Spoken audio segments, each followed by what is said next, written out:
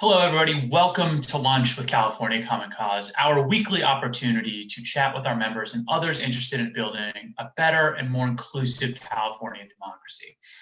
I'm Jonathan Mehta Stein, the Executive Director of California Common Cause. It's good to be with all of you. I hope you're hanging in there as we get closer and closer to Election Day. I know election madness has kind of infected everybody. It certainly has hit us here at California Common Cause. I hope you're finding your own way of staying sane.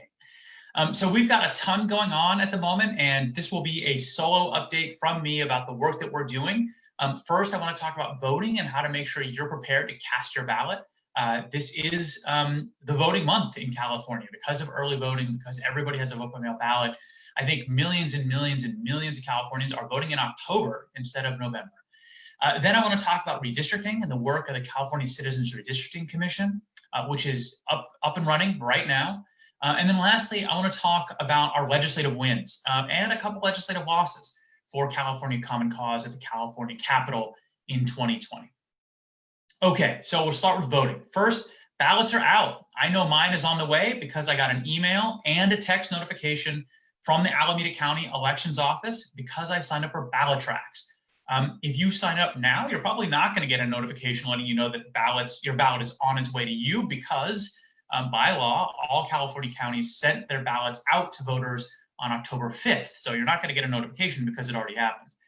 But if you sign up for ballot tracks now, you will be able to track your vote by mail ballot should you decide to use it through the counting process and for final confirmation that it was voted. So if you're interested in getting notifications like I got about your vote by mail ballot, sign up for ballot tracks at where'smyballot.sos.ca.gov. Hopefully we can put that in the comments. Again, where'smyballot.sos.ca.gov.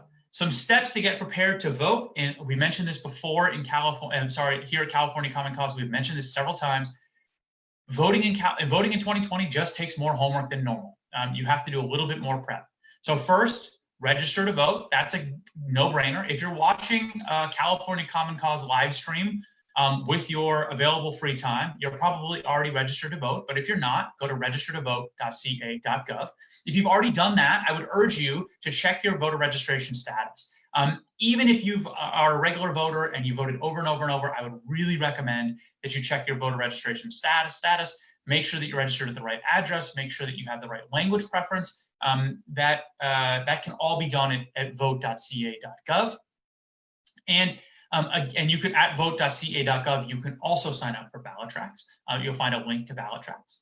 And if you've already done all of that, make your plan to vote.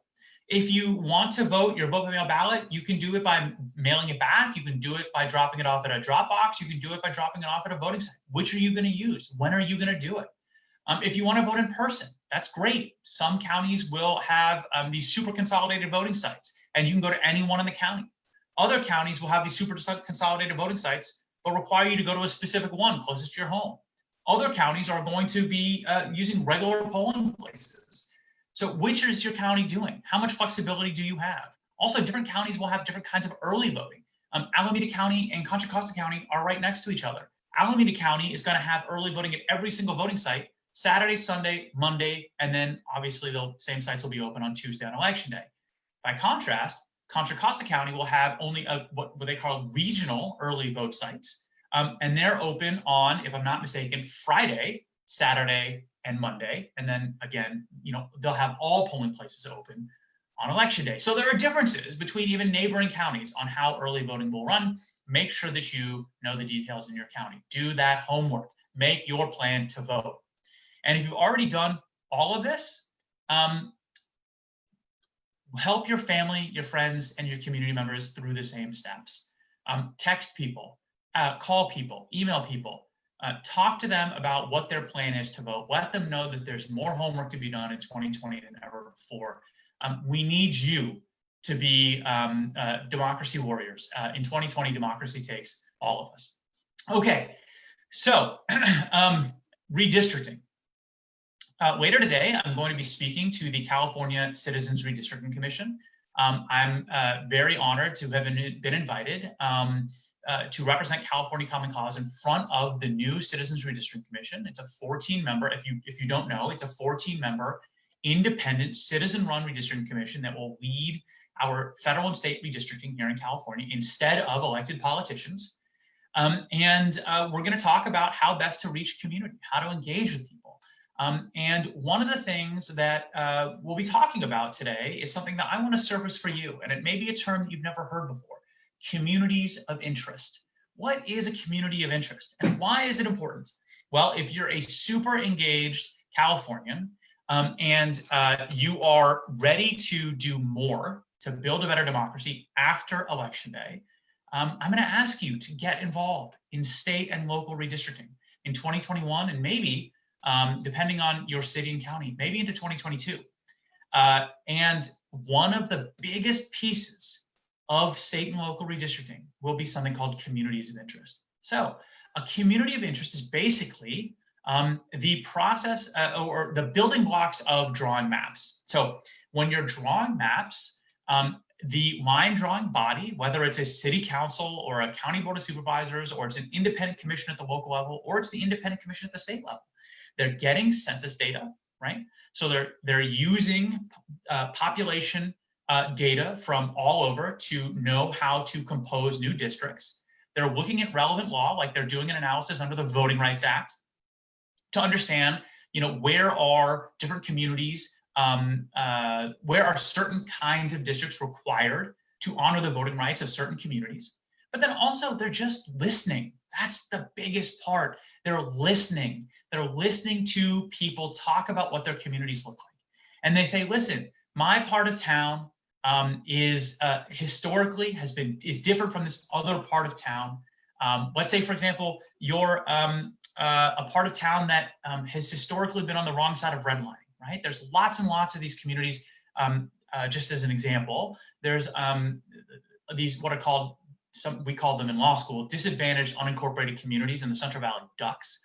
And they're communities that historically were home to migrant workers who are almost always people of color, Black, Latino, and Asian American, who, because of racial covenants in Central Valley cities, were not allowed to buy or rent property within city limits. And as a result, they developed these communities just outside of city limits that today remain, but because they require huge amounts of services, they're very, very low income, because they require a huge amount of services and don't provide much of a tax base, the cities in the Central Valley don't want to annex them and bring them within city limits. So as a result, they are the very low income unincorporated communities that don't have drinkable water, they don't have sidewalks, they don't have streetlights. Emergency services are not provided by a city, they're provided by a county. So if you decide you're going to call law enforcement, it might take 20 minutes for the sheriff to arrive from some faraway location instead of having a local police force. And so a community, one of these communities might come forward to a county redistricting commission or a county board of supervisors and say, this is my community. We are all similar to each other because we have the shared socioeconomic characteristics, or we all struggle with not having a good school to send our kids, or we all struggle with battling for basic social services, or we all need economic investment in terms of housing and business that doesn't exist because we sit outside of city lines. And that is a community that, if it's kept together in the redistricting process, can speak with one voice and can influence one elected official who is supposed to represent them.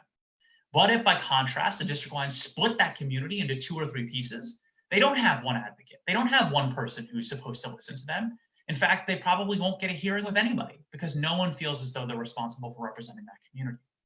So that community would be an example of a community of interest, a community that is part of this beautiful tapestry of California's diverse communities, and ought to be listened to and respected in the redistricting process.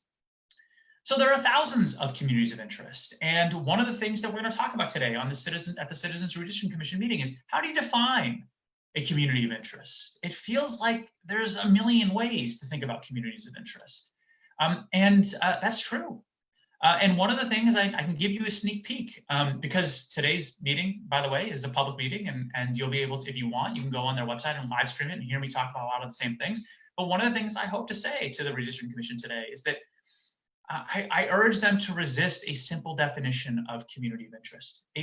There are tons of different kinds of communities of interest. So just as an example, right? The Tongan community in San Mateo County.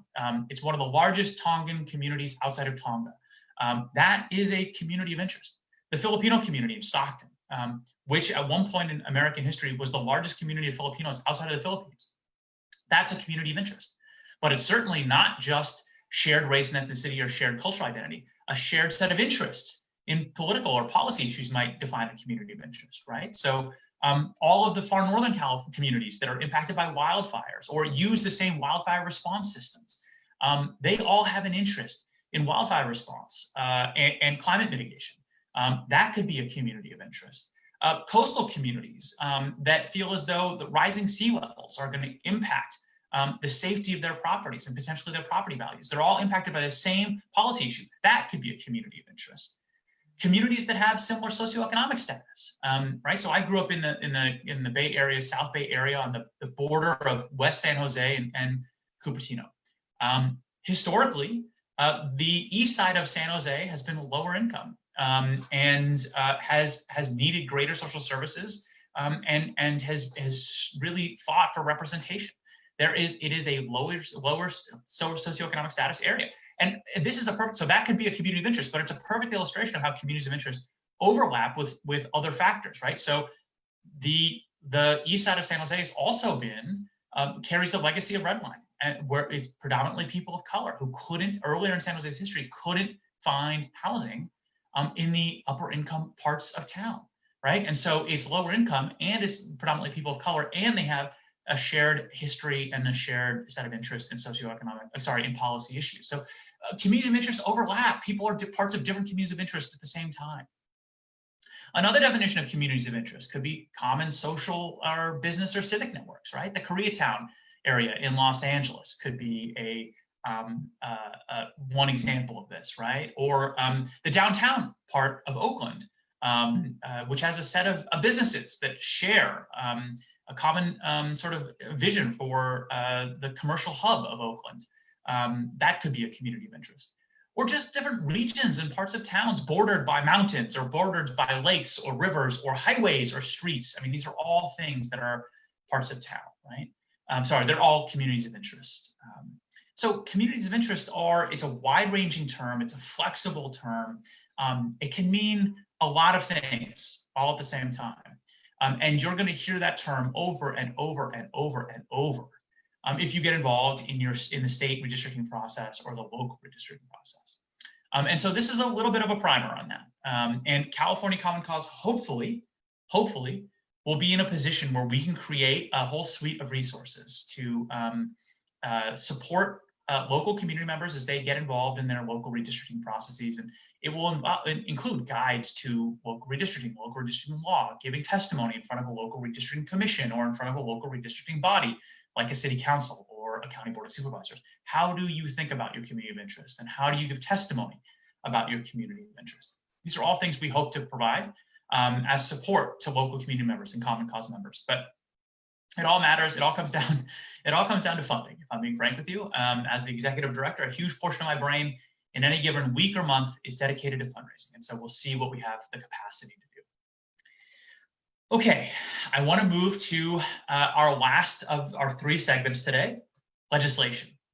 So we had a interesting year in the state capitol. We were able to move a bunch of big policy pieces, but it was just a strange year in the Capitol. Lawmakers were asked to dramatically reduce their legislative load. So typically, offices are given a set number of bills, oftentimes quite a large number of bills that they can run in any given year. We talked a little bit about this with Senator Ben Allen last week. We talked to him about how he chooses what bills to run and what bills not to run, because given that he has a finite number of bills he's allowed to introduce, it's a zero-sum game. Every time you decide to introduce a bill, it means you're not introducing some other bill. And I would urge you to go back and listen to that conversation from last week. I thought it was excellent. This year, lawmakers were asked to reduce the number of bills that they introduced and keep their bills predominantly focused on responding to the COVID crisis. This was in part because the legislature had to remake its own protocols and it had to figure out whether they were going to allow remote participation and under what circumstances. And late in the legislative session, most of the Republican caucus in the Senate was exposed to COVID at a caucus meeting, and they had to figure out how to allow one of the two major parties to participate, given that all of its members, except one person, were in quarantine. So it was a kind of a funky legislative session, and yet we were able to get a lot done. So, for example, first thing, making elections COVID safe. We were part of a broad coalition that included the governor's office, the Secretary of State's office, legislative leadership, and a number of partners to put in place health precautions to make November's elections secure and safe amid a pandemic. One of those was AB 860 from Assemblymember Berman, which requires for 2020 only that all California voters receive a vote-by-mail ballot in the mail. And that means that every single California voter will have the option to cast their ballot at home from the safety of their house, their apartment, or wherever they happen to live. And they don't have to go to a voting site if they don't want to. And of course, because of past law, postage is paid on all California vote-by-mail ballots. And of course, you can still vote in person. We've talked about that earlier today in this episode and in past weeks. But it is because of an executive order and AB 860 that we're going to have a vote-by-mail ballot for every California voter. We also passed bills that prepare us for redistricting. Another consequence of COVID is that data from the census is likely to be released late. Census data are used to distribute billions of dollars in federal funding and are the building blocks used in the redistricting process. We have to take the time to get the count correct. But a delay in the census count means a delay in census data, redistricting data, and will put under the timelines that existed in state and local law, redistricting would be thrown completely into disarray because there would be deadlines for completing the redistricting process that were right around the same time that we were going to get redistricting data in the first instance from the Census Bureau. And the deadlines were just impossible to meet, and the whole system was going to fall apart. So we took a leading role in passing SB 970 from Senator Umberg and AB 1276 from Assemblymember Bonta, which respectively moves the 2022 state primary from March to June to give us more time to redistrict, and makes changes to local redistricting deadlines. And we also were able to use the litigation side of our skill set, our toolbox, to file an amicus brief at the California Supreme Court because state redistricting deadlines were not moved via legislation. They were moved via an action brought by the legislature in the state Supreme Court. And we filed an amicus brief signaling to the state Supreme Court what the legislature is trying to do here is on the up and up. As a good government organization, we co-sign what they're seeking to do. They are not undermining the independence of the state redistricting commission. We bless what's being done here. And the state Supreme Court agreed, and it extended via court action, court order. It extended the state redistricting deadlines. And then, as I mentioned just a moment ago, we used AB 1276 to change local redistricting deadlines. Okay. We also took action on police accountability and police transparency.